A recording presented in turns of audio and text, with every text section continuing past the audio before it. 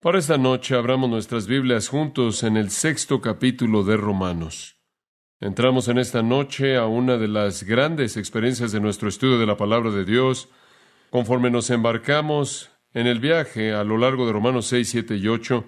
Para ser honesto con usted, la razón por la que he decidido enseñar el libro de Romanos y hemos acabado los primeros 5 capítulos fue básicamente para que pudiéramos llegar a estos capítulos, porque siento que necesita ver una aclaración y un entendimiento claro de la enseñanza de la palabra de Dios en esta área.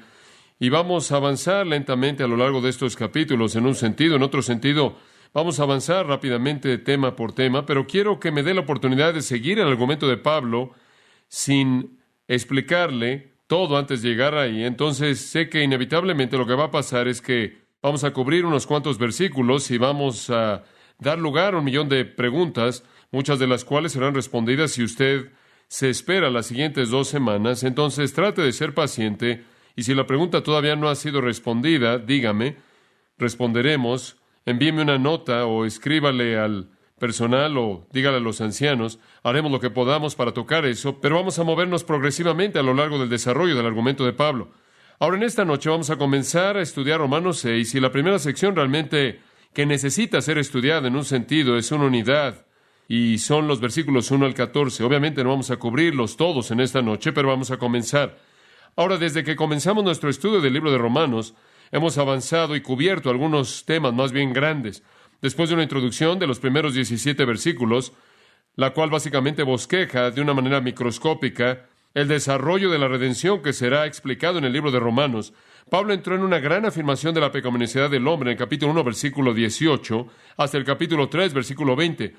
Y ese gran panorama de verdad nos ayuda a entender realmente lo pecaminoso que el hombre es, lo culpable que es, la falta de esperanza que tiene, lo condenado que está al infierno y lo atado que está al pecado. Y después, comenzando el capítulo 3, versículo 21, Pablo se embarcó en una gran discusión de la doctrina de la salvación por la gracia, mediante la fe y la obra sustitutiva de Jesucristo. Y entonces estos han sido los 2 temas primordiales, el tema de la pecaminosidad del hombre y el tema de la salvación de Dios. A través de estas 2 grandes secciones de doctrina fundamental, Pablo ha estado enfatizando la situación terrible del hombre, la condenación inevitable que el hombre enfrenta debido a su pecado. Él nos ha estado describiendo la rebelión del hombre en contra del Dios Santo, el amor del hombre por su pecaminosidad, el rechazo deliberado por parte del hombre de entender al Dios quien se ha revelado claramente a él, interna y externamente. Y después, en respuesta a eso, Pablo nos ha presentado la maravillosa misericordia y gracia perdonadoras de Dios, las cuales alcanzan a este hombre indigno y le ofrecen perdón total mediante la obra perfecta y terminada de Jesucristo. Y la obra de Jesucristo con respecto al hombre es tan completa y tan detallada y tan perfecta y tan misericordiosa y tan llena de gracia, tan amplia, tan abundante, tan magnánima, que puede ser mejor resumida en el capítulo 5, versículos 20 y 21. Pero la ley se introdujo para que el pecado abundase, mas cuando el pecado abundó, sobreabundó la gracia, para que así como el pecado reinó para muerte, así también la gracia reine por la justicia para vida eterna mediante Jesucristo, Señor nuestro. Ahora, la magnanimidad de la gracia de Dios es mostrada ya en el versículo 20, en que entre mayor fue el pecado, mayor fue la gracia para cubrir ese pecado. Y así es como él resume realmente los primeros 5 capítulos. La pecaminosidad del hombre es grande e infinitamente mayor y más grande es la gracia perdonadora de Dios. Ahora, en este punto llegamos a un nuevo desarrollo en el pensamiento de Pablo. Hemos hablado del pecado del hombre, hemos hablado de la salvación de Dios, y ahora entramos a un tercer tema primordial en la epístola a los Romanos, y tiene que ver con la santidad del creyente. Ahora que usted ha sido sacado del pecado a la salvación, ¿cuál es el resultado inevitable de eso? Vamos a ver eso en los capítulos 6, 7 y 8. Ahora, la manera en la que Pablo introduce esto es al enfrentar una pregunta que de manera inevitable surgiría en este punto si estamos presentándole esto a un grupo que incluiría a aquellos que se podrían oponer.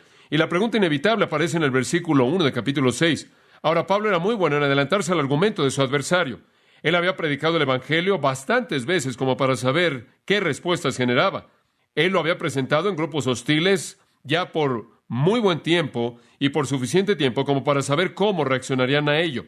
Él conocía el punto de vista inevitable del antagonista.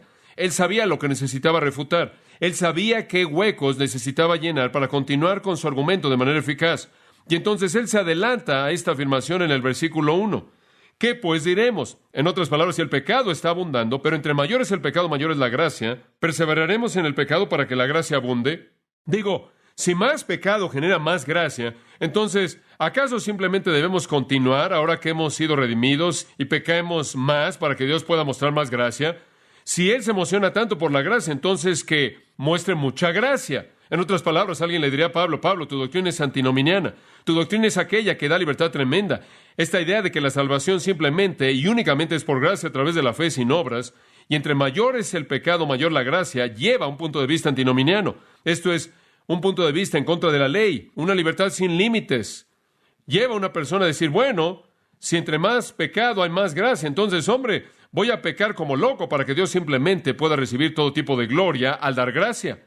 El judío antagonista habría tenido mucha dificultad en recibir el argumento de Pablo acerca de la salvación por la gracia sin obras, porque él habría supuesto que esto llevaba a este tipo de pensamiento. Un escritor lo dijo de esta manera. Es en este punto que el apóstol se mueve peligrosamente y se acerca a la orilla de un abismo. Un paso al lado y todo lo que él ha ganado, lo que ha precedido, podría ser perdido. Digo, si la salvación es toda de Dios y toda de gracia, y Dios es glorificado al dar la gracia, entonces el hombre en su deseo por pecar podría razonar. Entre más pecado haya, más gracia hay. Y así es básicamente como él entra en esta sección de la santificación o de la santidad del creyente. Por cierto, esto ha sido enseñado a lo largo de los años. El genio maligno de la familia Romanov, llamado Rasputín, enseñó y ejemplificó la doctrina de la salvación a través de la experiencia repetida del pecado y arrepentimiento. Él dijo, entre más peca usted, más gracia le da Dios a usted.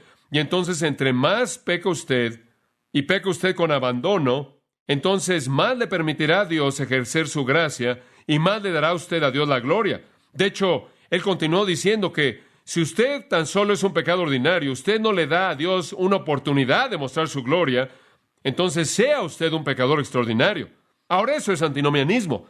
Ese es un abandono completo en el nombre de la gracia, y supongo que algunos de los críticos de Pablo podrían haberlo acusado de eso, no solo en su propia imaginación aquí en el capítulo 6, sino en realidad allá atrás en el capítulo 3, versículo 8, dice, más bien, hablando de esta idea del pecado, como somos calumniados por algunos, y algunos afirman que dicen, hagamos mal para que bien venga, y ahí él hace referencia a alguna calumnia que le habían presentado a él en contra de él, y de nuevo, es muy probable que él había sido acusado de predicar el tipo de doctrina de gracia que autorizaba la maldad para que Dios pudiera ser glorificado en su perdón.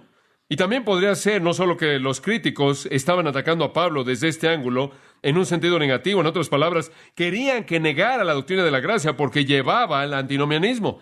También podría ser que habían algunas personas que querían pecar para que la gracia simplemente pudiera abundar, para justificar de esta manera su estilo de vida maligno.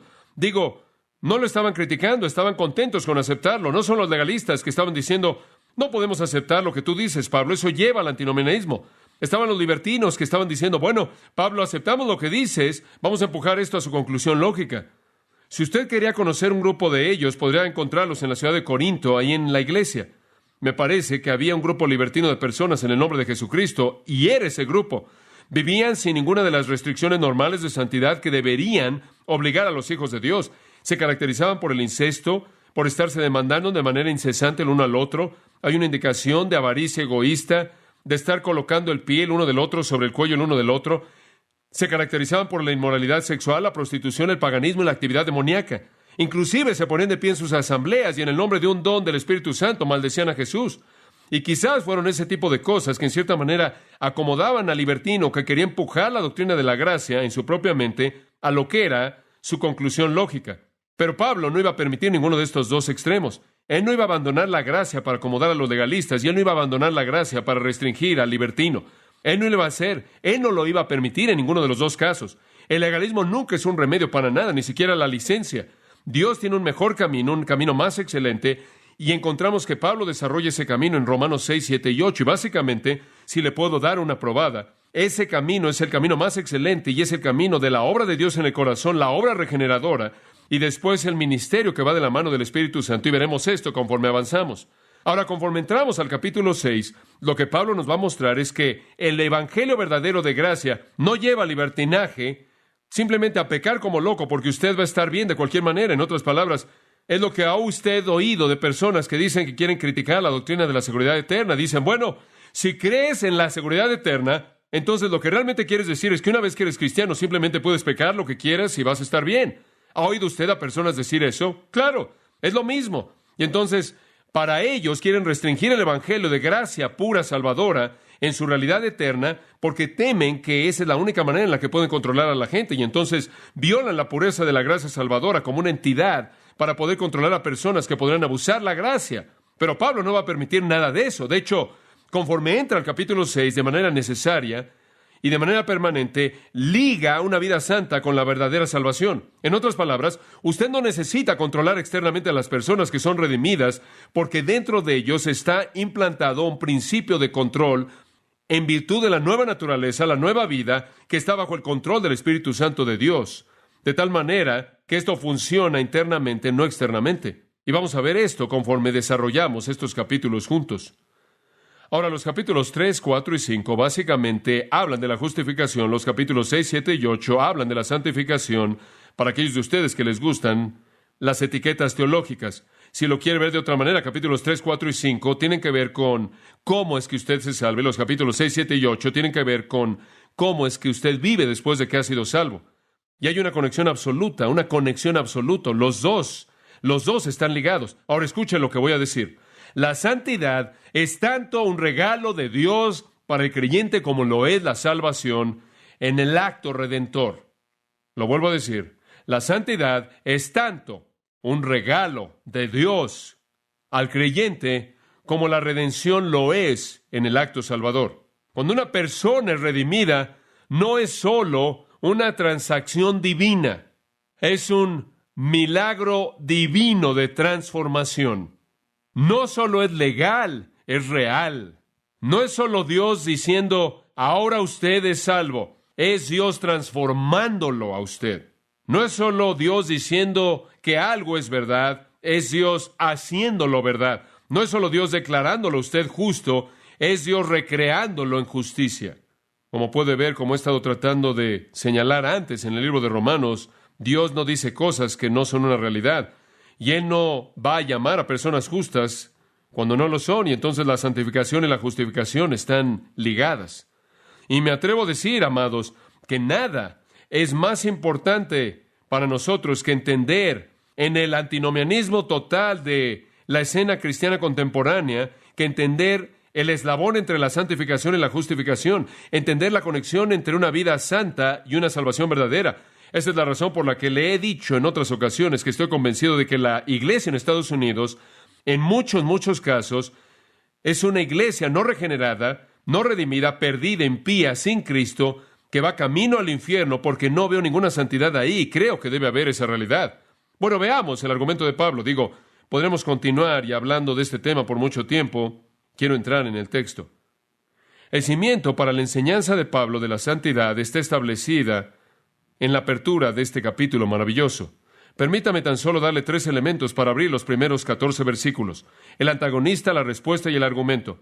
Simplemente 3 puntos. Vamos a ver el principio de esos puntos importantes. En primer lugar, el antagonista aparece en el versículo 1. Este es un antagonista imaginario en un sentido, probablemente imaginario en este caso, pero no en términos de la experiencia de Pablo. Muchas veces él ha sido acusado de predicar un evangelio de gracia, que es antinominiano. Cuando él regresó, usted recordará, a la ciudad de Jerusalén, después de recolectar la ofrenda de las iglesias gentiles, y regresó con todos los representantes gentiles para conciliar a los segmentos judíos y gentiles de la iglesia, para demostrar amor no solo para satisfacer la necesidad, su necesidad de una manera física, sino para satisfacerlo de una manera espiritual. Él pensó que él podría llegar a identificarse aún más, y entonces entró al templo con algunos de esos judíos, fue a ofrecer un voto, y él quería mostrar su relación con el judaísmo y mostrar que él no lo había abandonado. Y usted recordará que se desató un escándalo y lo acusaron de hablar en contra de la ley, en contra del templo, y en contra de ellos, y en contra de Dios, y todo lo demás que ellos consideraban ser sagrado. ¿Por qué? Porque la doctrina de la gracia les parecía a ellos una enseñanza libertina. Y él quiere mostrarle que usted no necesita imponer la ley en la gente. Los judaizantes querían hacer lo mismo. Querían ir a Galacia, y cuando encontraron a estas personas que creyeron que podían entrar al reino de Dios por la gracia únicamente, no podían enfrentar eso. Y entonces dijeron, no, deben ser circuncidados y deben guardar toda la ley de Moisés. Y entonces entran al vestíbulo de eso y pueden entrar al reino. Y su temor era que si simplemente recibían gracia pura, todo el mundo Iba a andar por todos lados y todavía tenemos lo mismo. Hay gente que piensa que tienes que tener 1,000,000 de reglas para poder conformar a la gente espiritualmente. Y se lleva a cabo en muchos lugares, muchas iglesias, escuelas cristianas, en donde creen que tienen que imponerle a la gente reglas externas para forzarlos a que se conformen a cierto molde. Y entonces Pablo dice, sé que algunos me van a acusar de esto, van a decir, bueno, en base a eso, Pablo, simplemente deberemos pecar como locos para que podamos tener mucha gracia. Ese es el antagonista. Judas, creo yo, simplemente como un comentario al margen, tiene esto en mente en el versículo 4, en esa epístola tan importante, él dice, hay ciertos hombres que se han metido de manera encubierta, quienes desde la antigüedad, esto es prescrito, es lo que significa, a esta condenación, hombres impíos quienes, ¿qué? Convierten la gracia de nuestro Dios en libertinaje y niegan al único Señor y Dios, nuestro Señor Jesucristo. Ahora estos eran los que querían aceptar la gracia y decir, hombre, la gracia es maravillosa. La convertían en lascivia. Eso es actividad pecaminosa y por lo tanto negaron al Señor. Entonces mantenga en mente, tiene usted dos factores aquí. Por un lado, tiene a los legalistas que quieren decir, no puedes enseñar eso, Pablo, la gente va a andar como loca. Estás enseñando antinomianismo. Por otro lado, usted tiene a los libertinos que están diciendo, enséñalo, Pablo, nos encanta todo esto y vamos a usar esa gracia hasta su extremo. Y ambos están mal. De hecho, ambos dan evidencia de que nunca han sido verdaderamente redimidos en absoluto. Conozco un hombre que ha sido un predicador, un maestro de Biblia, un evangelista por años. Y si dijera su nombre, todo el mundo en este edificio lo conocería. Durante todos esos años que ha enseñado la Biblia, él ha vivido en pecado incesante. Uno de los énfasis primordiales en su enseñanza ha sido la gracia y la libertad que la gracia provee. Y mientras que él ha estado enseñando eso por todo el país, él ha estado viviendo en pecaminosidad vil, miserable. Él encajaría bien en este versículo. Él predica todo el tiempo la gracia, porque esa es la única manera en la que él se puede levantar en la mañana y enfrentar el mundo. Y está torcido. Entonces, no es que nada más es un problema antiguo, es uno muy contemporáneo. Ahora usted lo podría ver de otra manera, simplemente para ayudarle a formular la pregunta. Podría ser que se podría expresar de esta manera. Si Dios justifica a los impíos y hace él eso, claro que lo hace, Romanos 4:5. Si Dios justifica a los impíos, y si Él se deleita en justificar a los impíos, entonces no hay punto en ser, ¿qué? Piadoso. Entonces algunos dirían que la doctrina de la gracia exalta el pecado. ¿Es así? He sido acusado de eso. He sido acusado de predicar la gracia y no tener reglas. Algunas veces los pastores me dicen, ¿cuáles son las reglas en tu iglesia para la membresía? Es verdad, muchos me preguntan eso. ¿Tienen que firmar una lista larga de reglas? Y mi respuesta a eso es, bueno, si el Señor les permite entrar al reino en base a la fe, creo que podemos dejarlos entrar a nuestra iglesia. Realmente no queremos establecer un estándar más elevado que Dios, y nunca hemos creído por un momento que podemos presentar una lista de reglas externas para hacer que la gente sea espiritual. Dios tiene un mejor plan. ¿Perseveraremos en el pecado para que la gracia abunde? La palabra perseveraremos es interesante en el griego, epimeno, es una palabra intensificada con una preposición de prefijo. Significa permanecer, quedarse. Es usada de quedarse en una casa, establecer una residencia ahí. ¿Acaso nosotros que hemos sido salvados por gracia, habitualmente sostendremos la misma relación con el pecado que tuvimos antes? ¿Continuaremos con esa misma relación en donde el pecado tenía control total y nos sometíamos de manera total al mismo? Era un hábito no quebrantado. ¿Vamos a continuar en ese mismo estado permanente dentro de la casa del pecado? En otras palabras, dicho de manera teológica, ¿acaso la justificación no necesariamente se conecta con la santificación? ¿Puede una persona ser salva y continuar en el mismo patrón de vida?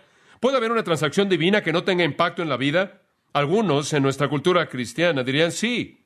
Sí, si le has pedido a Jesús que entre en tu corazón sin importar cómo es tu vida, puedes asegurarte de que vas al cielo. En otras palabras, la justificación puede existir de manera independiente de la santificación. Un escritor actual dice, puede ser salvo y no tener fruto en absoluto. Puede ser salvo y no tener evidencia, no tener justicia práctica. No es deseable. No es la voluntad de Dios. No es lo mejor, pero es posible. Permítame expresar la pregunta de esta manera. ¿Acaso el Evangelio permite que los hombres sean impíos? ¿Puede usted realmente salvo e impío y continuar permaneciendo en, vivir en, perseverar en la misma relación con el pecado que usted tenía antes? Esa es la pregunta. Veamos la respuesta en el versículo 2. Me genoito. Usted no ve eso en su Biblia. Eso es que Dios lo prohíbe. Pero me genoito no traduce Dios prohíbe. Es una expresión. La reacción más fuerte posible es indignación abierta. expresado en las palabras de mi abuela, perezca el pensamiento. ¿Se acuerda de esa?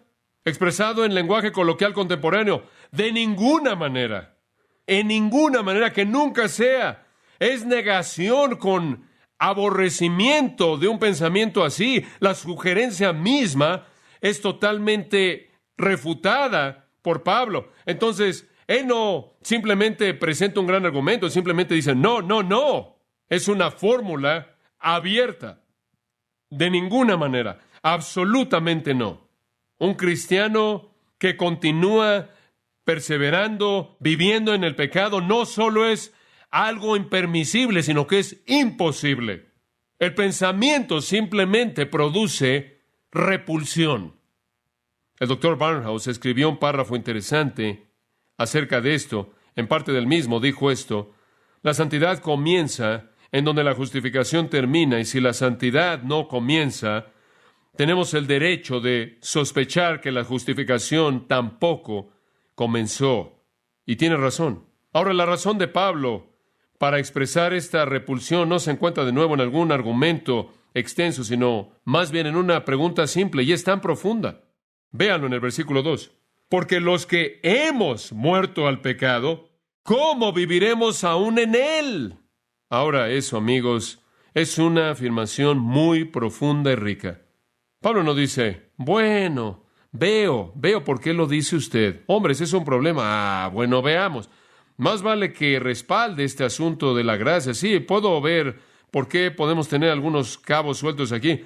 No altera la doctrina de la gracia, no la modifica, no altera nada. La salvación es un regalo gratuito, inmerecido, de gracia, que domina el pecado. No importa lo malo que sea el pecado, la gracia es mayor. Él no cambia eso. Si el mundo entero lo rechazara, si el mundo entero fuera antagonista a esto, Él no alteraría ni una jota, ni una palabra. La gracia es gracia, la gracia superabunda en la salvación. Si superabunda en la seguridad para siempre, aún para el primero de los pecadores, entonces no tiene que ver con la profundidad de su maldad, la extensión de su pecado, la extensión de su rebelión.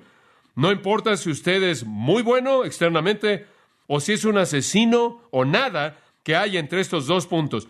Él no altera nada de la gracia, entonces lo dejamos donde está. No regresamos si tenemos que editar el capítulo 3, 4 y 5, simplemente lo dejamos. ¿Cuál es su respuesta? Porque los que hemos muerto al pecado, ¿cómo viviremos aún en él?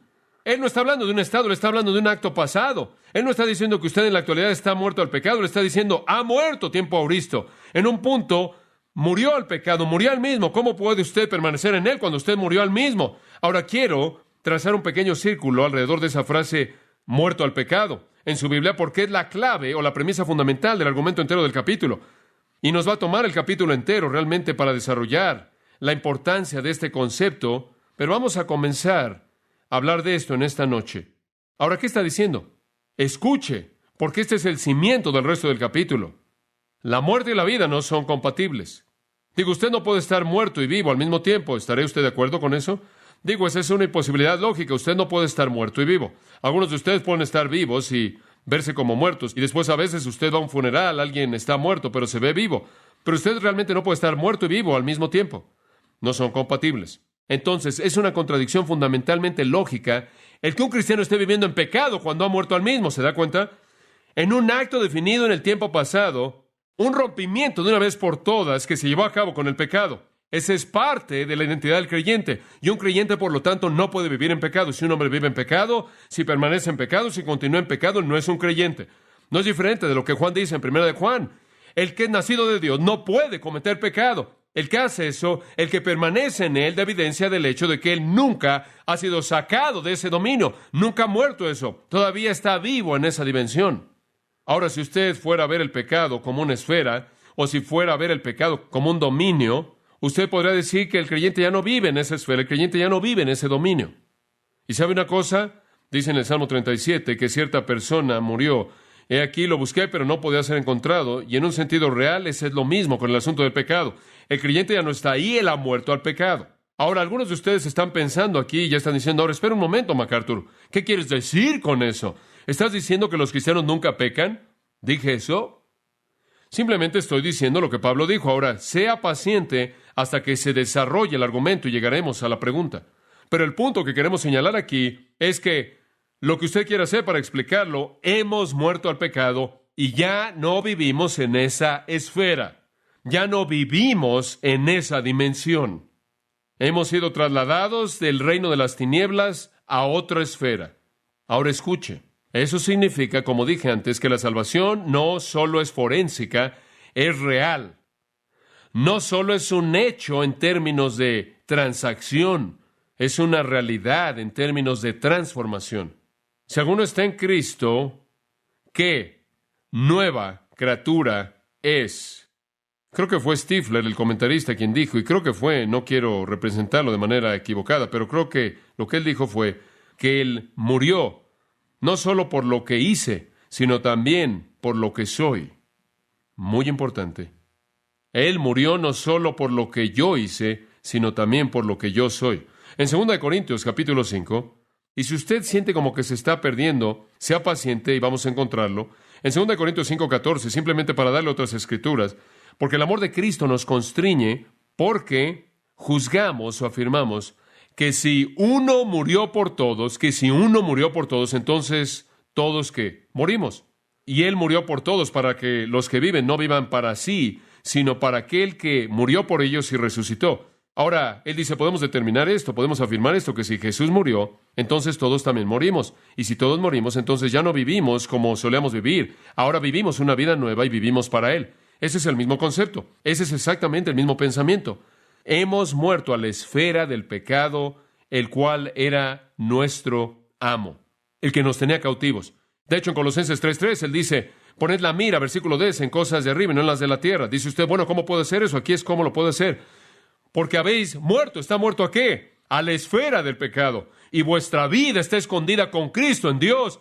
Cuando Cristo, vuestra vida, aparezca, tenemos una nueva esfera, una nueva dimensión, una nueva atmósfera en la que vivimos. 1 Juan 3:9 dice que todo aquel que es nacido de Dios no comete el pecado porque la simiente de Dios permanece en él y él no puede pecar porque es nacido de Dios.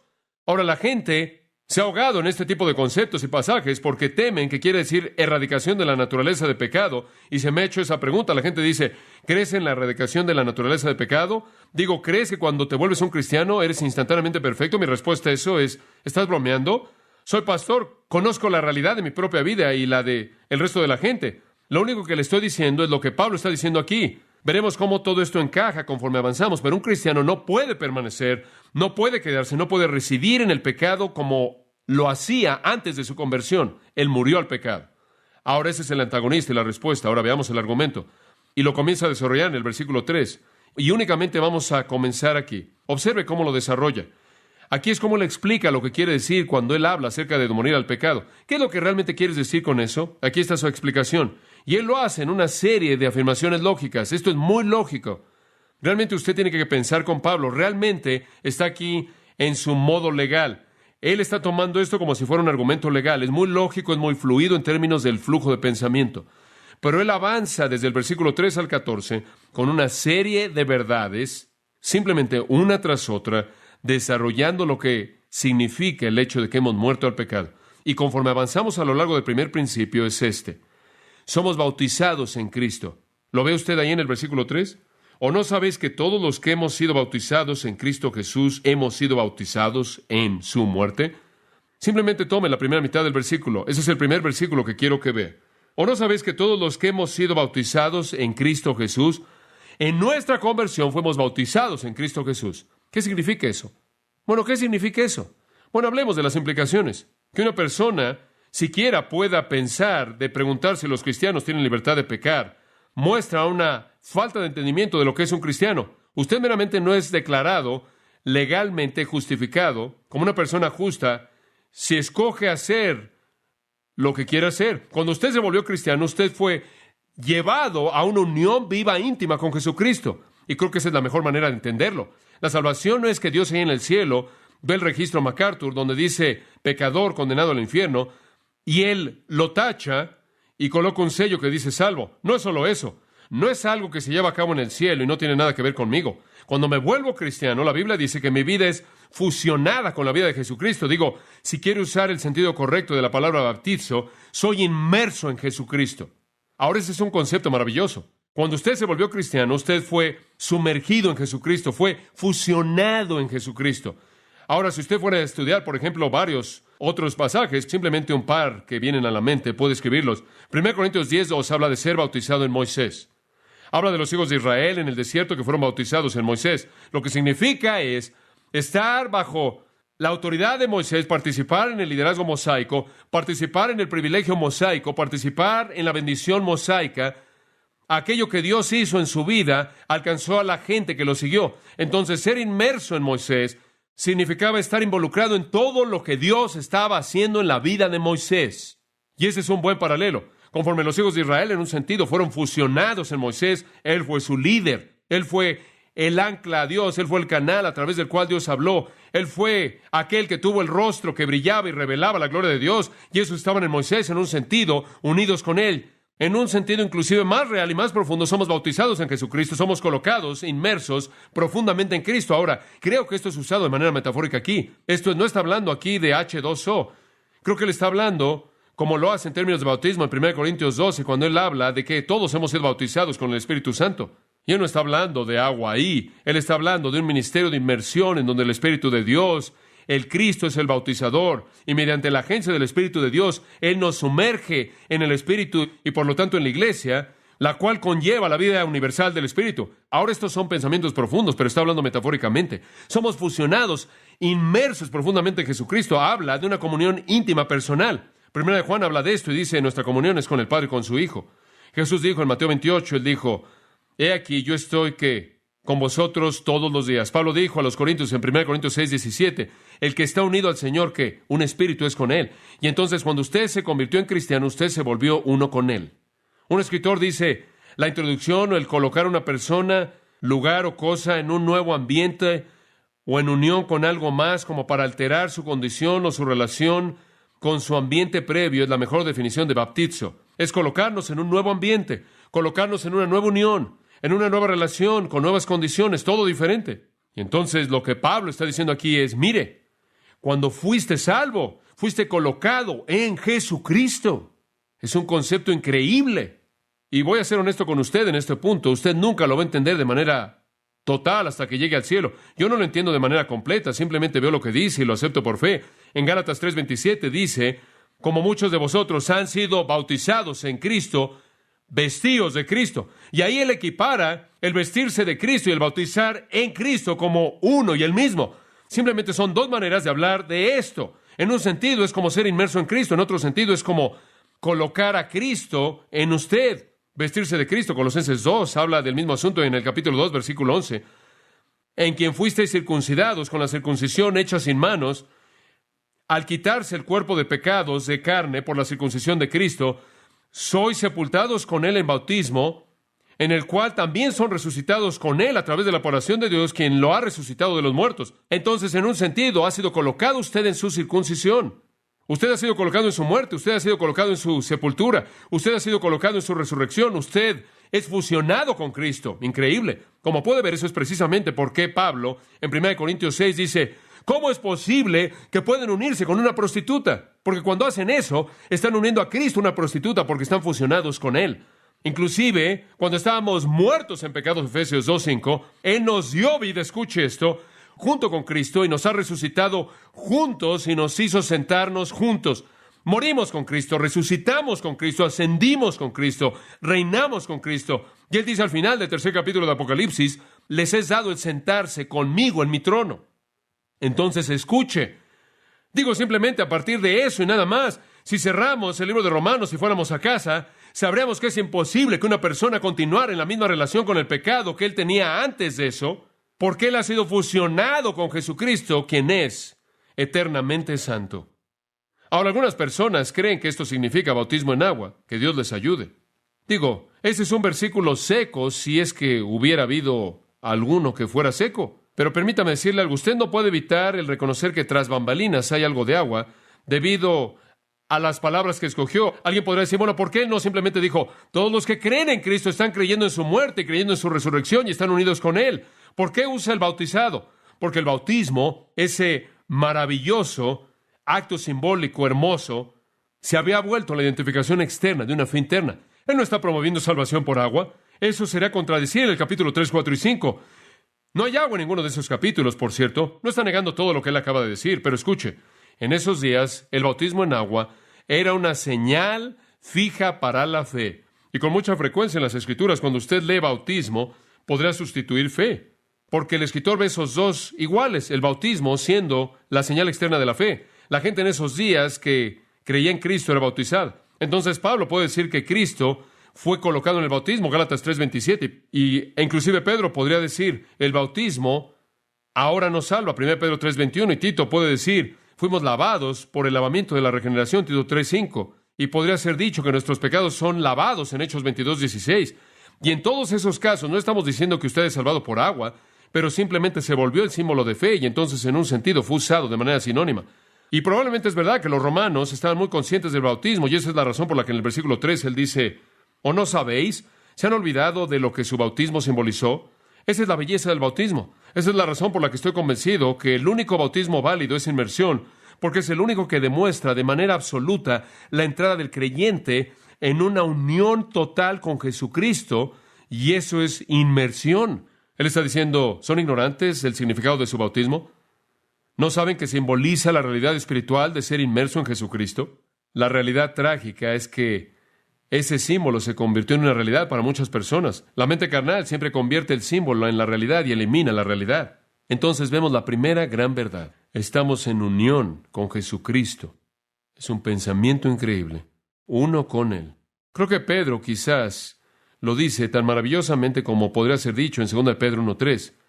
Según su divino poder nos ha concedido todas las cosas que pertenecen a la vida y a la piedad. Cuando usted fue salvo, su poder le dio todas las cosas que pertenecen a la vida. Eso es vida verdadera, vida espiritual y piedad. Y después, en el versículo 4, él dice que se nos han dado promesas excesivamente gracias y ricas, para que mediante estas os volváis participantes de la naturaleza divina, habiendo escapado la corrupción que está en el mundo mediante la concupiscencia. La salvación lo sacó de la corrupción y lo hizo un participante de la naturaleza divina y lo equipó con todo lo que la vida y la piedad puede tener. Esa es simplemente una gran verdad. Ahora ese es el principio número 1. Veamos el principio número 2 y nos detendremos con este. Somos identificados no solo en Cristo, sino particularmente en su muerte y resurrección. Versículo 3. ¿O no sabéis que todos los que hemos sido bautizados en Cristo Jesús hemos sido bautizados en su muerte?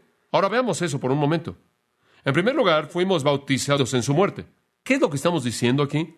Estamos diciendo que lo primero que sucede cuando usted es salvo es que usted asiste a su propio funeral.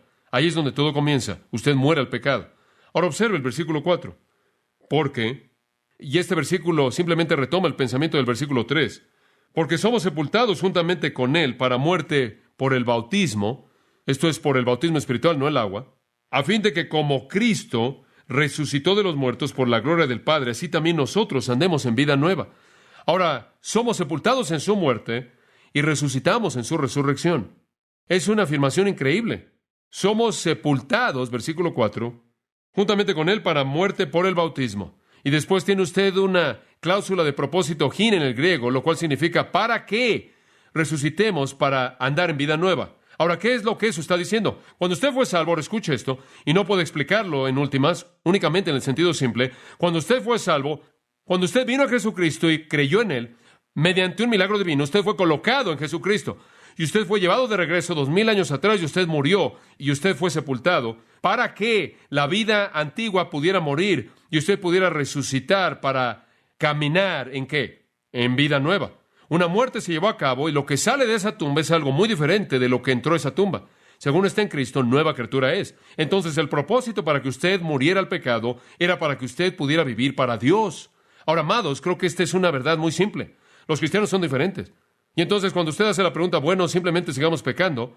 No puede hacer eso. No es que usted no tiene permiso, es que usted no lo puede hacer porque usted está en una esfera diferente. Usted no puede continuar viviendo en pecado. Usted no puede tener el mismo pecado habitual que caracterizaba su vida antigua. Va a ser diferente. Como Cristo, observen el versículo 4, resucitó de los muertos por la gloria del Padre. Gloria ahí se refiere a la suma de todas las perfecciones de Dios, su majestad, su poder, su excelencia. Así como aquello fue desplegado en la resurrección de Jesucristo, así también usted es resucitado de esa tumba para caminar en vida nueva. Observe que dice, ahí también, así también nosotros andemos en vida nueva. Andemos. Muestra obligación. Esto muestra la obra de Dios. Puede decir ahí, para que caminemos en vida nueva. Caminamos en vida nueva. ¿Sabe una cosa? Yo soy cristiano, yo soy diferente de lo que solía ser, es correcto. Y alguien simplemente lo dijo de esta manera, no soy lo que debo ser, pero ciertamente no soy lo que era, ¿verdad? Ese es el punto entero, soy diferente. Entonces, cuando alguien viene y dice, bueno, simplemente voy a seguir viviendo mi vida antigua, pero simplemente metí a Jesús, usted no añade a Jesús como si fuera sal divina a su actividad humana. Esta es una verdad tremenda, que cuando usted viene a Cristo, usted es inmerso en su muerte y resucita para caminar en vida nueva. Usted es totalmente diferente. Morimos en Cristo para vivir en Cristo. Compartimos su muerte para participar de su vida. Somos justificados para ser santificados. Son realidades inseparables. Carlos Hodge, ese gran teólogo, dijo, no puede haber participación en la vida de Cristo sin una participación en su muerte.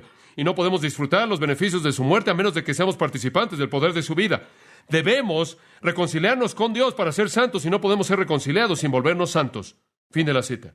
Entonces, así como Cristo murió y resucitó, su pueblo muere al pecado y resucita para Dios. Así como la vida de resurrección de Cristo fue la consecuencia cierta de su muerte, así también la vida santa del creyente es la consecuencia cierta de su resurrección y muerte al pecado. Y ahora caminamos en vida nueva. ¿Qué es eso? ¿Qué es vida nueva? Kainos, no neos, no nueva en términos de cronología, nueva en términos de cualidad. Un nuevo tipo de vida, una nueva calidad de vida, no como la vida antigua. La justicia ahora se vuelve nuestro patrón, y mientras que en el pasado todo era pecado no mitigado, ahora está el patrón de justicia. Oh, sí, es una realidad, el pecado sale aquí y allá, ¿no es cierto? Descubriremos por qué, por cierto, cuando lleguemos al capítulo 7, así que sea paciente. Pero tenemos una vida nueva, una vida santa. Algo ha pasado. La Biblia habla de esto en términos tan hermosos. Ezequiel 36 lo llama un corazón nuevo. Ezequiel 18 lo llama un espíritu nuevo. 2 Corintios 5 lo llama una nueva criatura. Gálatas 6:15 una nueva criatura. Efesios 4:24 un nuevo hombre. Apocalipsis 2:17 un nuevo nombre. El Salmo 40 dice que tenemos una nueva canción. Todo es nuevo. Y observe lo que dice. Andemos en vida nueva. Escucha ahora. No es solo una nueva creación. Es una nueva creación que vive diferente. ¿Qué significa la palabra andemos en el Nuevo Testamento? Es la palabra ¿para qué? Conducta espiritual diaria. Cuando usted se convierte en cristiano, usted comienza a caminar en un tipo de vida diferente. ¿Y qué tipo de vida Jesús tuvo? Una vida santa. Si la vida antigua fue la cualidad de la maldad, la nueva vida es la cualidad de la justicia. Ahora Pablo afirma esta gran verdad en el versículo 5 al usar otra analogía para resumir su pensamiento. Porque si fuimos, me encanta esto, sum futos, si hemos sido crecidos juntos con Él en la semejanza de su muerte, así también lo seremos en la de su resurrección. Simplemente no puedo decirle lo que el término me causa. La palabra significa crecer juntos. Si hemos sido cultivados juntos con Jesucristo. Más adelante en el capítulo 9 de Romanos, él habla de ramas que son injertadas. Si hemos estado creciendo juntos. Juan habla de la vid y los pámpanos. Si hemos estado creciendo juntos con Cristo. Si su vida está en nosotros, si Él está en nosotros. Si su poder está en nosotros, dando fruto. Si Él es con nosotros, hemos estado moviéndonos juntos, creciendo juntos. Si crecemos juntos en su muerte, crecemos juntos con Él en su resurrección. Bishop Moore lo dijo. Hemos recibido la reconciliación para que andemos ahora, no alejados de Dios, como si fuéramos liberados de una prisión, sino con Dios como sus hijos en su Hijo. Debido a que somos justificados, debemos ser santos, separados del pecado, separados a Dios, no como una mera indicación de que nuestra fe es real y que por lo tanto estamos legalmente seguros, sino que debido a que fuimos justificados para ese mismo propósito, para que fuéramos santos. Las uvas en una vid no meramente son una muestra viva de que el árbol es una vid y que está viva, son el producto para el cual la vida existe.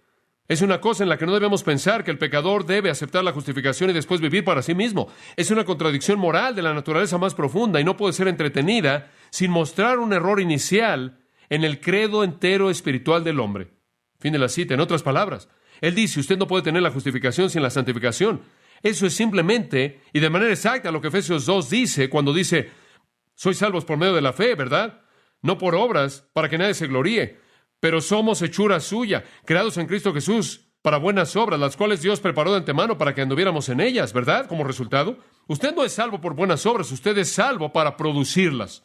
Es un concepto maravilloso. Permítame ahora resumirlo. Un cristiano es nuevo, totalmente nuevo. Él se ha vuelto algo que nunca antes fue. No es adición, es transformación.